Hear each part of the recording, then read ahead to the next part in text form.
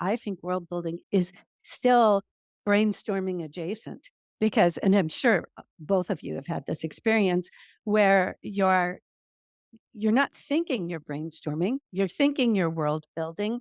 And there's a house on Cliff Drive in Laguna Beach that everybody used to call the witch's house.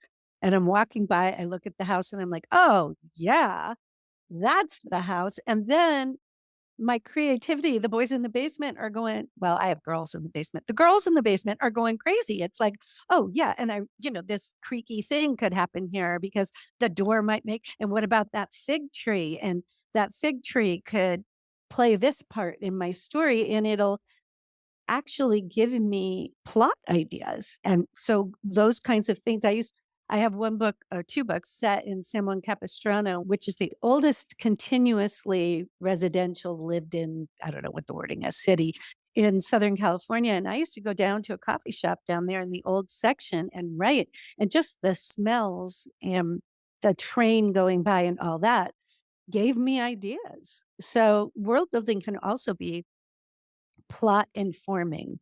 Yeah, I think that the idea of the world building is not just the tech and it's not just the 2 moons, it's all the senses. I think that's Yeah. a really great point. I actually just read Rachel Housel Hall's We Lie Here, I think is the name of it, and I was so impressed with how often she brought up scents, smell sense, Mhm. aromas, and how evocative that was in terms of me really feeling like I was there in the world and not just sort of removed from it.